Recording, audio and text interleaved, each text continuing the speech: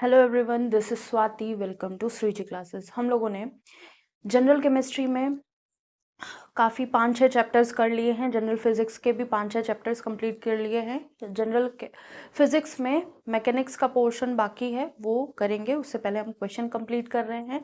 आप चाहें तो प्लेलिस्ट जाके देख सकते हैं, अलग से बनी हुई है। जितने भी क्वेश्चन जनरल केमिस्ट्री से, जनरल फिजिक्स से रिलेटेड हैं, अभी तो फिजिक्स के ही हो रहे हैं, जनरल केमिस्ट्री के भी जल्द आएंगे। जैसे ही ये हमारे 2-3 चैप्टर्स बचे हैं, एक है ये केमिकल कंपाउंड जिसमें हम acid, basis and salt complete करेंगे। और जितने टाइप के एसिड या बेसिस आते हैं जनरल एग्ज़ाम्स में, जो वनडे एग्ज़ाम्स हैं, गवर्नमेंट जो वनडे एग्ज़ाम्स हैं, उन सारे में ये कंप्लीट करवाएंगे हम लोग, acid, based and salt.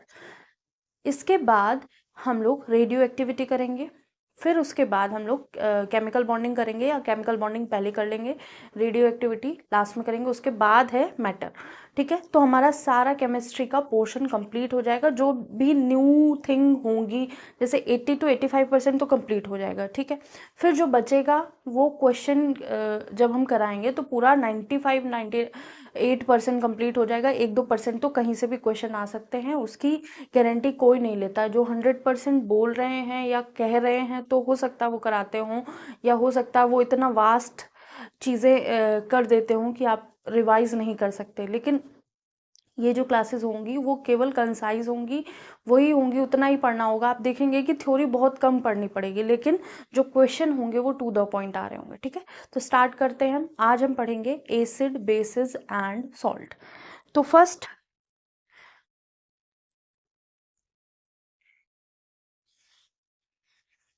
Chemical compound heading डाल लो।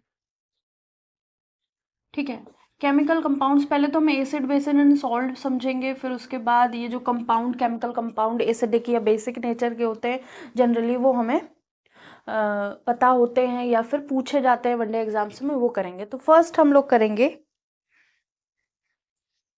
कि एसिड, ये जो केमिकल कंपाउंड होते हैं इनके कितने टाइप्स होते हैं। केमिकल कंपाउंड जो होते हैं 3 टाइप्स के होते हैं। ठीक है, 3 टाइप्स के होते हैं। फर्स्ट जो हमारा केमिकल कंपाउंड है वो है एसिड या एसिड्स।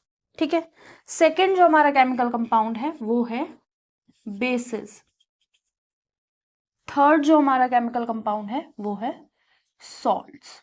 ठीक है, जितने भी हम केमिकल कंपाउंड यूज कर रहे हैं, या तो एसिडिक इन नेचर है, या बेसिक इन नेचर है, या सॉल्ट नेचर का है। ठीक है,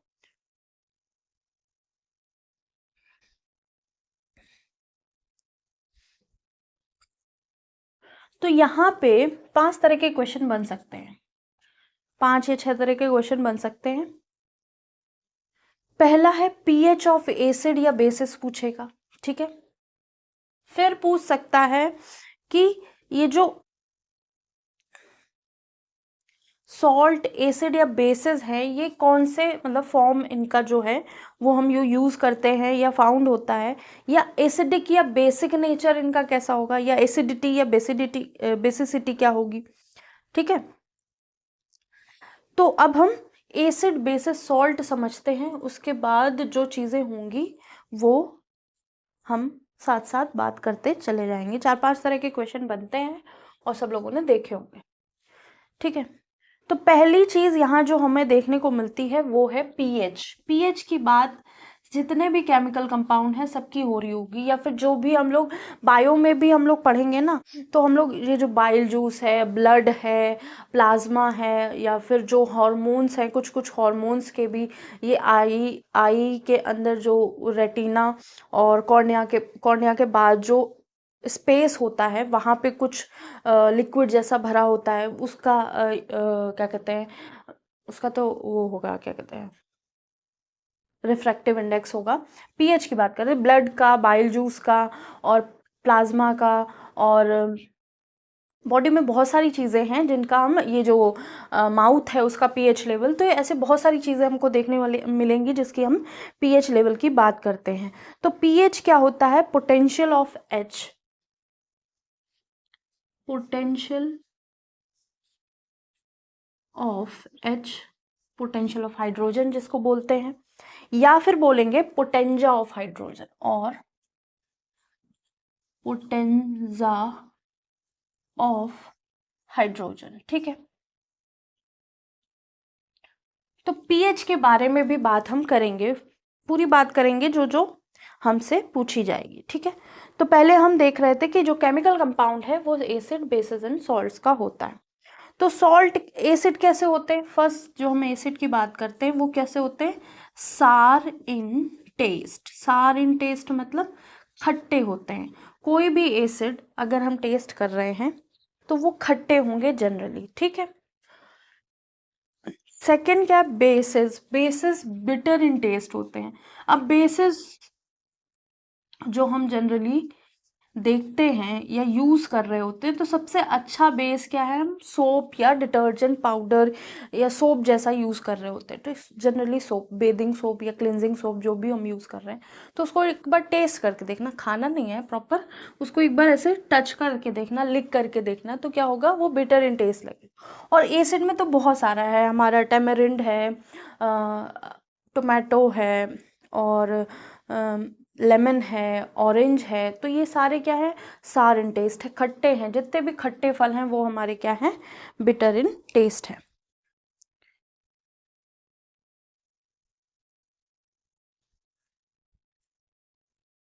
ठीक है, और सॉल्ट क्या होते हैं? ये सॉल्टी होते हैं। कभी हमको लगेंगे सॉल्टी हैं, कभी कभी नहीं लगेंगे सॉल्टी हैं। तो सॉल्ट जनरली जो हमें सॉल्टी लगेगा वो तो सॉल्ट होगा ही, लेकिन बहुत सारे ऐसे सॉल्ट होंगे जो हमको सॉल्टी नेचर में नहीं रहेंगे, लेकिन उनका बिहेवियर सॉल्टी होगा। ठीक है, जब एसिड और बेसिस मिक्स होंगे तब सॉल्ट बना रहे होंगे, ज़रूरी नहीं है वो सॉल्टी हों।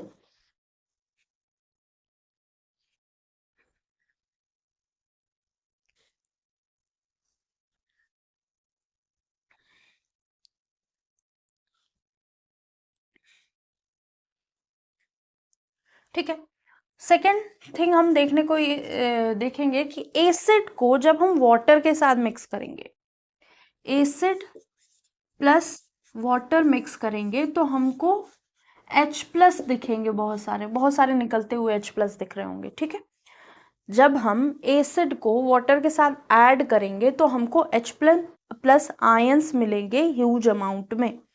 ठीक है, या तो H प्लस आयन होंगे या फिर H3O प्लस आयन, ये हाइड्रोनियम आयन। ठीक है, अब अगर हम बात करें बेसिस की, तो बेसिस क्या होंगे? ऐसे लोग या ऐसी चीजें जो बेस अगर वाटर के साथ मिल जाते हैं तो वो OH माइनस आयन रिलीज करेंगे बहुत ह्यूज अमाउंट में। ठीक है,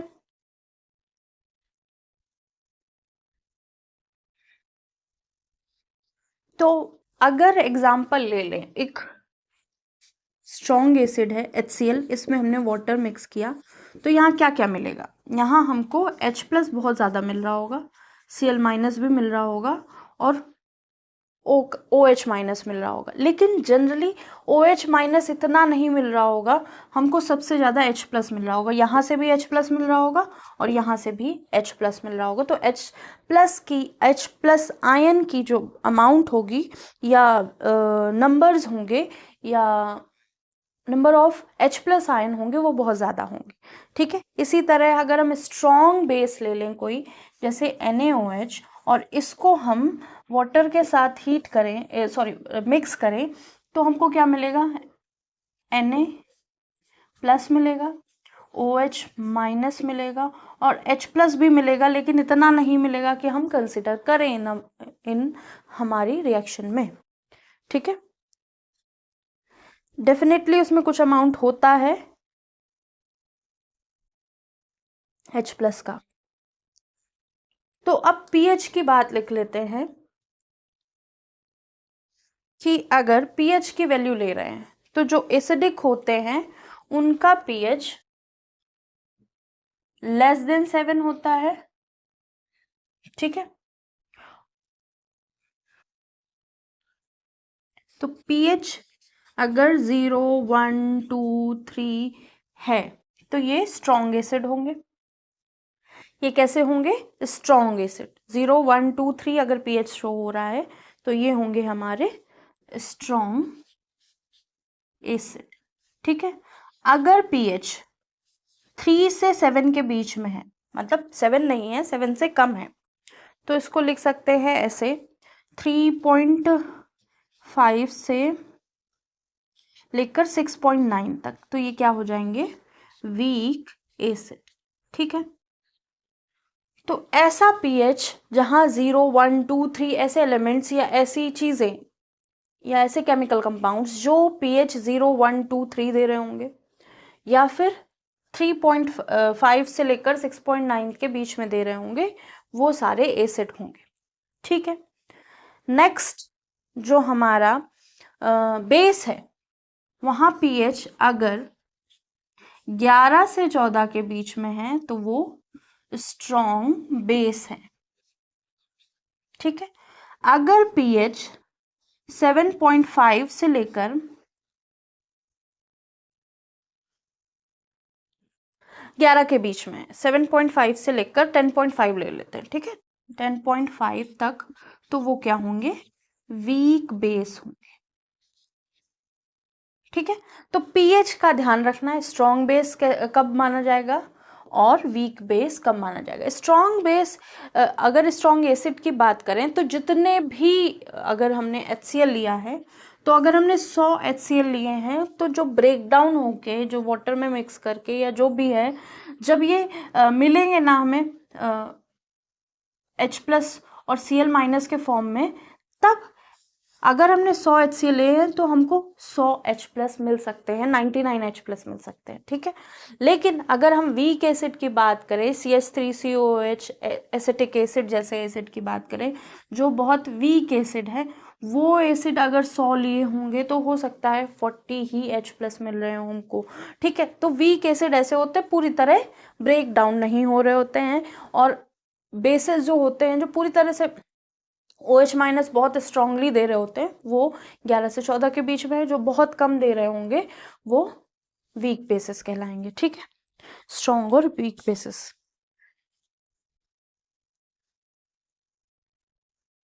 अब स्ट्रॉन्ग बेसिस एसिड और स्ट्रॉन्ग बेसिस के एग्जांपल।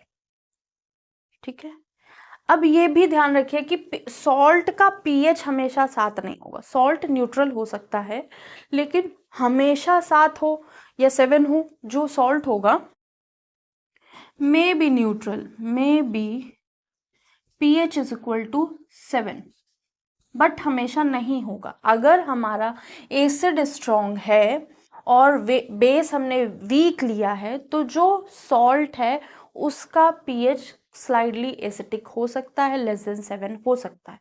अगर हमारा बेस स्ट्रॉन्ग बेस है और हमने वीक एसिड के साथ रिएक्ट कराया है, जो सॉल्ट का pH आएगा वो स्लाइडली मोर देन 7 आएगा। ठीक है, तो ये ध्यान रखना है, ऑलवेज 7 के इक्वल नहीं होगा।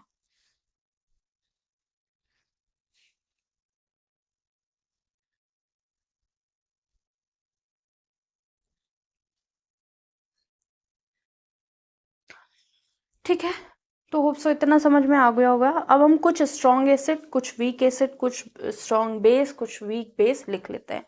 तो होप सो ये नोट हो गया होगा, इसको रब करते हैं, ऊपर से पूरा रब करके फिर से लिखना शुरू करते हैं।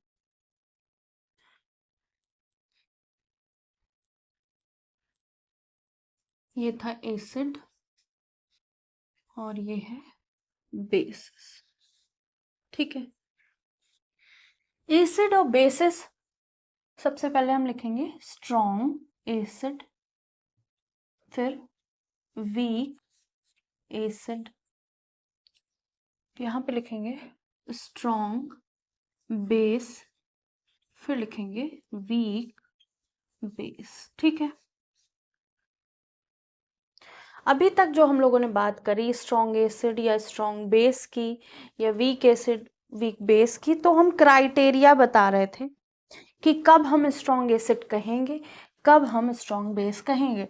लेकिन जो एसिड बेस के एग्जाम्पल हैं वो हम देख के ये बताएंगे कि वो जनरली आते हैं, और उनके बारे में हम लोग पढ़ेंगे भी, बहुत सारे कंपाउंड पढ़ेंगे, केमिकल कंपाउंड बहुत सारे हम लोग पढ़ेंगे यहाँ पे, जो अभी तक पढ़े थे उससे ज़्यादा। ठीक है, तो जिन लोगों को जनरल फिजिक्स पढ़ना हो तो वो आप चैनल में सब्सक्राइब करिए और प्लेलिस्ट देखिए। कोई भी चीज़ हाइड नहीं की जाएगी, ना करी गई है। आपको जो पढ़ना है वो सारी चीज़ें अवेलेबल हैं, ठीक है। तो अब हम क्या लिख रहे हैं, जो हमारा स्ट्रॉन्ग एसिड है, स्ट्रॉन्ग एसिड में क्या होंगे, HCl होगा, HNO3 होगा, फिर क्या होगा, और स्ट्रॉन्ग एसिड कौन सा हम देखते हैं, H2SO4 होता है, ठीक है। एक दो सुपर एसिड भी होते हैं, वो आपके लेवल का नहीं है, ठीक है।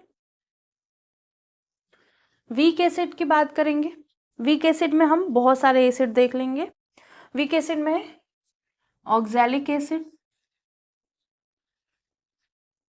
ठीक है, ऑक्सैलिक एसिड की बात करेंगे, और टार्टेरिक एसिड। ऑक्सैलिक एसिड कहाँ कहाँ मिलता है, ऑक्सैलिक एसिड टोमेटो में मिलता है। टार्टेरिक एसिड कहाँ मिलता है, टार्टेरिक एसिड मिलता है हमको इमली में, ठीक है। टार्टेरिक एसिड बेसिकली मिक्सचर होता है, चलिए हम बताएंगे इसको, ठीक है। फिर है लैक्टिक एसिड। लैक्टिक एसिड जो हमको दही से मिलता है, और भी बहुत सारे एसिड्स होते हैं, ठीक है। एक मिनट रुकना।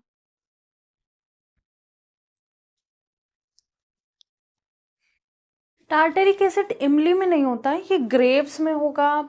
जो वैसे खट्टे थोड़े से होते हैं ना, खट्टे तो सारे फल होंगे लेकिन इतना नहीं। जैसे ग्रेप्स है, ग्रेप्स में थोड़ा सा खट्टापन नींबू से अलग होता है, ठीक है।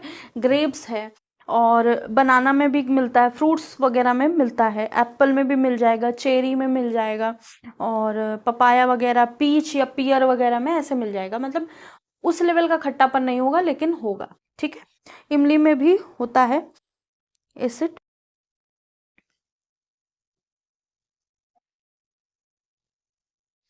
ठीक है। इमली के एसिड को भी टार्टेरिक एसिड ही कहते हैं, ठीक है। टार्टेरिक एसिड उसमें भी मिलता है, लेकिन एग्जैक्टली कह दें कि केवल इमली में मिलता है तो ऐसा नहीं है, ठीक है।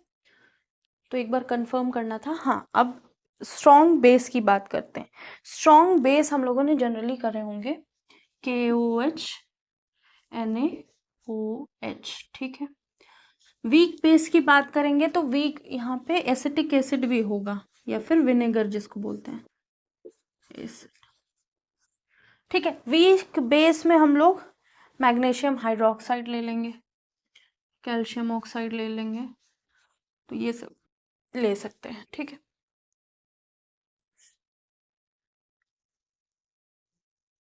अब हमारे पास कुछ इंडिकेटर्स होंगे, इंडिकेटर्स जो आइडेंटिफाई करेंगे कि ये एसिड है, ये बेस है, ठीक है। तो पहला इंडिकेटर हम यूज करते हैं लिटमस पेपर, ठीक है। पहला जो इंडिकेटर, जो नेचुरल इंडिकेटर है, वो क्या होगा, लिटमस पेपर। लिटमस पेपर क्या कर रहा होगा, यहाँ पे भी लिटमस पेपर यूज करेंगे, और यहाँ भी लिटमस पेपर यूज करेंगे। अब litmus paper generally light purple colour का दिखेगा, या फिर अब तो येलो कलर का भी होता है, लाइट ग्रीन कलर का भी दे देते हैं, ठीक है। तो आप ध्यान रखिएगा। तो लिटमस पेपर क्या करेगा, ब्लू लिटमस पेपर LP लिख देते हैं, रेड में कन्वर्ट हो जाएगा जब हम उसमें एसिड की ड्रॉप्स डालेंगे तो, ठीक है। पतली पतली स्ट्रिप्स होती हैं ऐसे से, और उस स्ट्रिप के दो डबल स्ट्रिप भी होती है, सिंगल स्ट्रिप भी होती है, आगे पीछे ऐसे बार्स बने होते हैं जिसमें लिखा होता है कौन सा कलर क्या इंडिकेट कर रहा है, ठीक है। अगर ब्लू कलर का लिटमस पेपर है, ब्लू कलर का लिटमस पेपर है, उसको क्या करेगा, रेड में कन्वर्ट कर लेगा, ठीक है। या फिर कोई भी लिटमस पेपर होगा उसको हमेशा रेड में कन्वर्ट कर देगा, कौन, हमारा स्ट्रॉन्ग एसिड, ठीक है। अगर यही रेड लिटमस पेपर, अब इस रेड को हम क्या कर दें, इसके ऊपर स्ट्रॉन्ग बेस डाल दें, तो ये ब्लू कलर का हो जाएगा, कन्वर्ट कर देगा ब्लू कलर में, ठीक है। तो फर्स्ट इंडिकेटर ये होता है।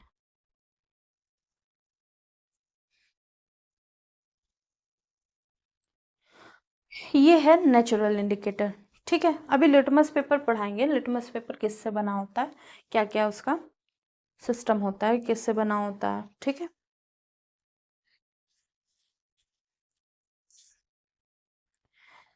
जो आर्टिफिशियल लिटमस पेपर है, इसको नोट कर लिया होगा, आर्टिफिशियल लिटमस पेपर पढ़ लेते हैं, वो आर्टिफिशियल इंडिकेटर्स होप सो लिख लिया होगा, इसको रब करते हैं।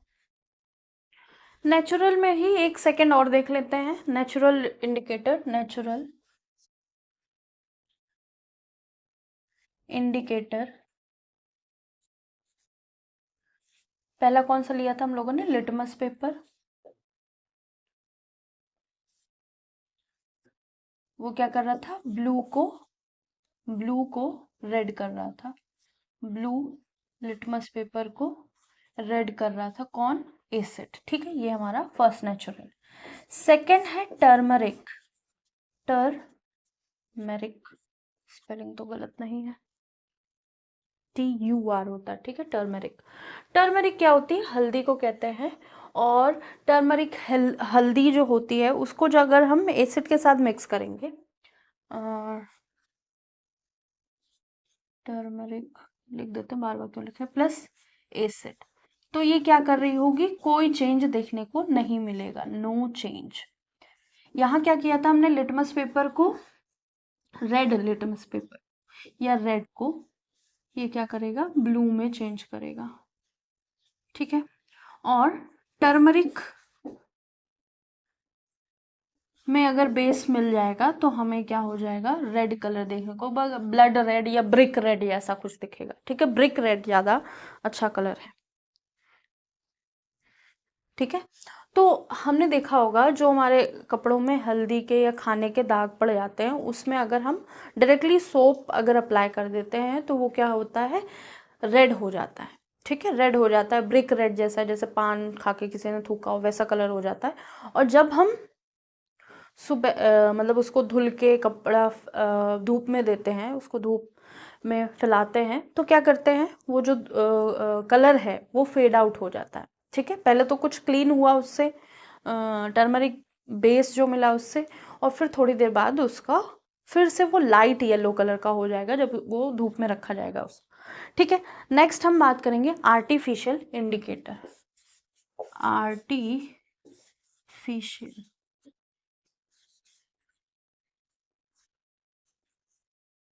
आर्टिफिशियल फर्स्ट हम पढ़ेंगे methyl orange, methyl orange. Basically जो आर्टिफिशियल इंडिकेटर होते हैं वो क्या होते हैं, वो डाई के फॉर्म में होते हैं। ठीक है, सेकंड हम पढ़ेंगे वो क्या है, फिनोप्थिलीन। ठीक है,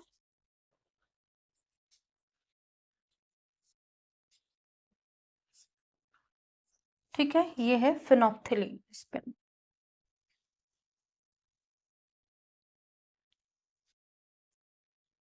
ठीक है, मिथाइल ऑरेंज क्या कर रहा होगा, एसिड के साथ मिलके रेड में चेंज हो जा रहा होगा, क्योंकि ये कलरलेस होता है। ये बेसिकली मिथाइल ऑरेंज क्या होता है, methyl orange orange orange colour का होता है। ठीक है, ऑरेंज। और फिनोप्थिलीन क्या होता है, कलरलेस होता है। तो अगर हम इसमें एसिड मिक्स करेंगे तो ये कैसा हो जाएगा, रेड, यहाँ पे प्लस एसिड लिख सकते हैं। ठीक है, और अगर मिथाइल ऑरेंज को बेस के साथ मिक्स करें तो ये कैसा हो जाएगा, अगर मिथाइल ऑरेंज को बेस के साथ मिक्स करेंगे तो ये पिंक कलर का हो जाएगा, पिंक। ठीक है, अब फिनोप्थिलीन कलरलेस है, इसमें अगर हम एसिड को मिक्स करेंगे तो नो चेंज देखने को मिलेगा, कोई चेंज नहीं, मतलब कलरलेस ही रहेगा।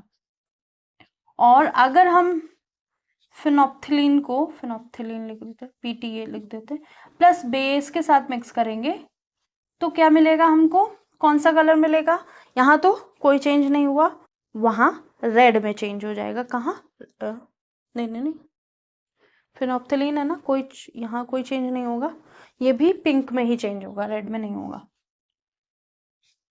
ठीक है, तो ये हो गया हमारा natural indicator, litmus paper, turmeric और फिनोप्थिलीन ऑरेंज और मिथाइल ऑरेंज एंड फिनोप्थिलीन, ये इंडिकेटर्स हो गए।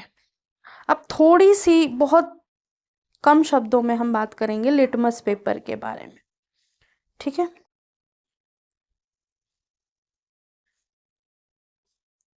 इसको नोट कर लीजिए।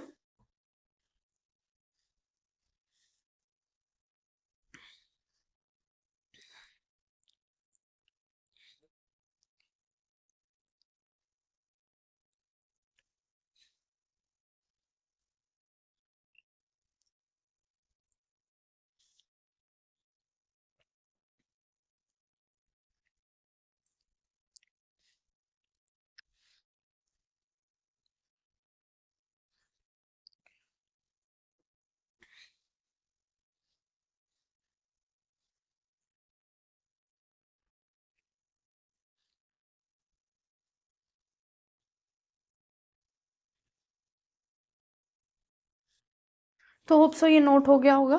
अब हम लिटमस पेपर की कुछ बात कर लेते हैं।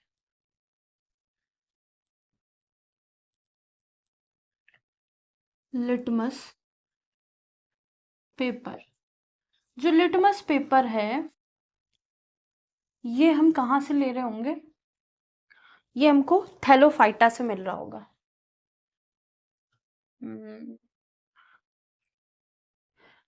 We get from Thallophyta. Thallophyta कैसा होता है? थैलस लाइक होता है, मतलब गांठ की तरह होता है, ठीक है। उसमें हमें ये नहीं पता चलता है लीव्स कहाँ है, रूट्स कहाँ है, स्टेम कहाँ है, रूट सिस्टम कैसा है, शूट सिस्टम कैसा, कुछ नहीं हमें पता चलता है। वो क्या होता है? थैलस लाइक होता है, ठीक है। या फिर लिख सकते हैं प्लांट विच हैज थैलस।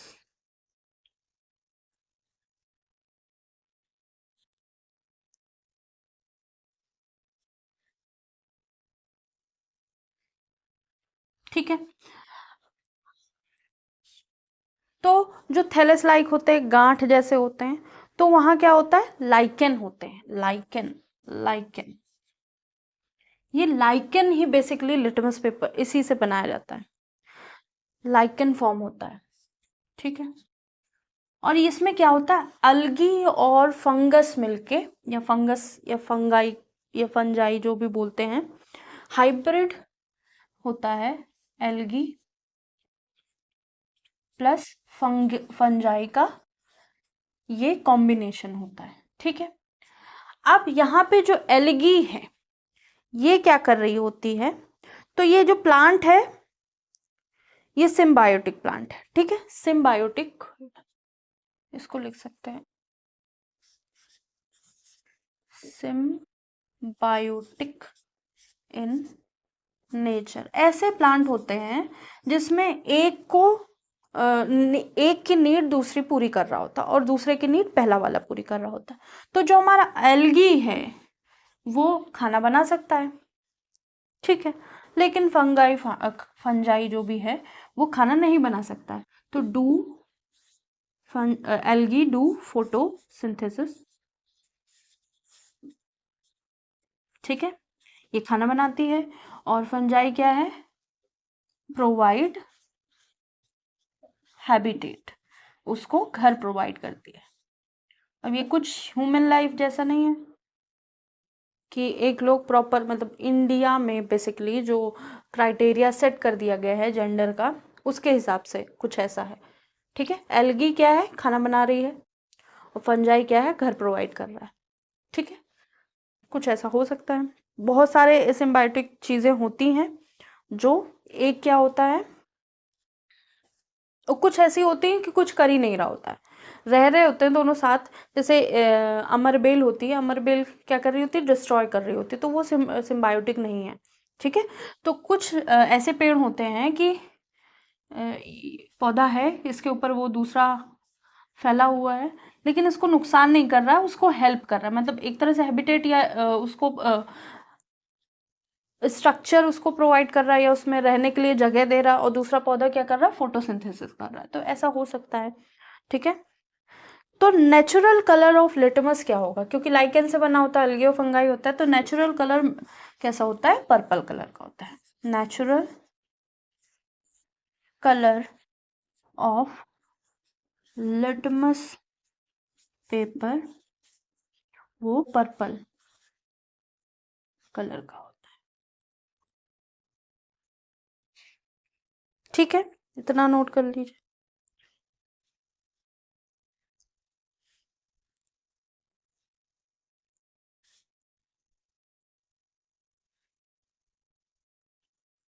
और हैबिटेट के साथ साथ ये वाटर भी प्रोवाइड करता है, प्रोवाइड वाटर। ये फोटोसिंथेसिस कर लेती है, ये वाटर लेता है, इसको देता है और फोटोसिंथेसिस होता है। और एल्गी के पास क्लोरोफिल होता है, इसलिए वो फोटोसिंथेसिस कर रहा होता है।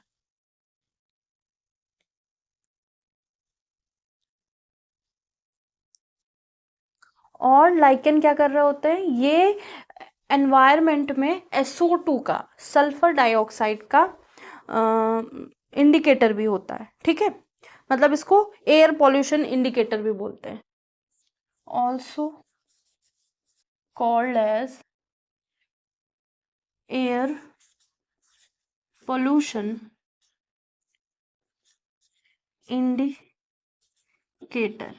ठीक है, एयर पॉल्यूशन इंडिकेटर की तरह होता है, क्योंकि एज SO2, जैसे जैसे SO2 की अमाउंट एनवायरनमेंट में बढ़ती जाएगी, वैसे वैसे हमारा ये जो लाइकेन है या एल्गी फंगी का जो कॉम्बिनेशन है वो डिस्ट्रॉय होना शुरू हो जाएगा। तो मतलब इसमें हम लिख सकते हैं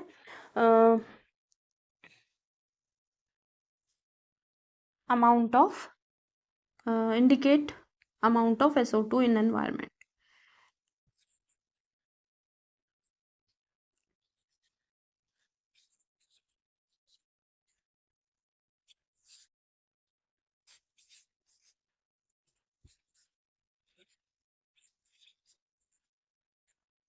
ठीक है, तो ये हो गया लिटमस पेपर खत्म। अब देखिए, ये क्वेश्चन है जो सिम्बायोटिक नेचर का, एल्गी फंगाई रहते हैं या लाइकेन रहते हैं, ये भी आ चुका है, बहुत बार आ चुका है, TGT PGT में तो आ ही चुका है, जनरल एग्जाम्स में भी बहुत आ चुका है। और ये वाला SO2 इंडिकेटर, एनवायरनमेंट अगर है आपके सिलेबस में तो एनवायरनमेंट में तो ये आता ही आता है कि SO2 इंडिकेटर क्या होता है। तो एक कोरल रीफ्स होती हैं, वो भी क्या होती हैं, डैमेज हो जाती हैं पोल्यूशन की वजह से, और लाइकेन भी डैमेज हो जाते हैं SO2 या पोल्यूशन की वजह से। इसको एयर पोल्यूशन इंडिकेटर भी कहते हैं। अब लाइकेन एक और जगह यूज होता है, लाइकेन को दौरे के इलाज में भी यूज करते हैं। ठीक है, यूज एज मेडिसिन। ठीक है, और lichen also used in medicines। ठीक है, मेडिसिन्स दवाओं में यूज होता है, जिसको क्या बोलते हैं, फिट्स या दौरे। कौन से दौरे, दिल का दौरा नहीं होता है, ब्रेन में जो ब्रेन में कुछ दिक्कत होती है, उसकी वजह से क्या होता है कि लोग बेहोश होके गिर जाते हैं या फिर कुछ और दिक्कतें आने लगती हैं, जिसकी वजह से वो अपना कॉन्शियस माइंड खो बैठते हैं। ठीक है, मतलब माइंड खो नहीं बैठते, मतलब एक तरह से वो कॉन्शियस नहीं रहते हैं। ठीक है, अलर्ट नहीं रहते हैं, या बेहोश हो जाएंगे या गिर जाएंगे, कहीं भी गिर जाएंगे, या उनके मुंह से फेना आएगा। वो मिर्गी नहीं होती बेसिकली, वो क्या होते हैं, दौरे होते हैं, उसका इलाज लाइकेन से किया जा सकता है। तो ये हो गया लिटमस पेपर, इसमें जो लाइकेन है वो लाइकेन के बारे में चीज़ें पूछी गई हैं।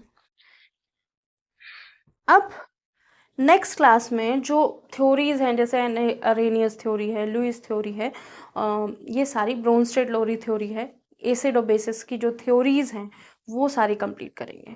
तो होप सो क्लासेस समझ में आ रही होंगी। जो चीज़ें नहीं समझ में आ रही हैं तो आप कमेंट कर सकते हैं, हम आपको दोबारा से वो चीज़ें फिर से समझाने की कोशिश करेंगे। और अगर क्लासेस समझ में आ रही हैं तो प्लीज़ लाइक कीजिए, सब्सक्राइब कीजिए और शेयर कीजिए, और कमेंट करके ज़रूर बताइए आपको क्लासेस कैसे लग रही हैं।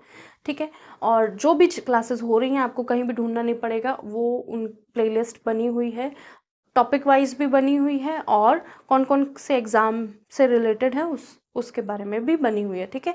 तो जो लोग टीजीटी पीजीटी की तैयारी कर रहे हैं उनके लिए एनसीईआरटी प्रॉपर चल रही है और क्वेश्चंस भी होंगे, ज़रूर होंगे। जैसे ही एग्ज़ाम पास आते हैं हम रोज़ को क्वेश्चन की क्लासेस एक रख सकते हैं, ठीक है। अभी क्या है, हम केवल फोकस किए हुए हैं कि सबका थोड़ा थोड़ा पोर्शन होता रहे और आपका भी काम चलता रहे, ठीक है। तो होप सो क्लासेस अच्छी लग रही होंगी। आज के लिए इतना ही। Thank you.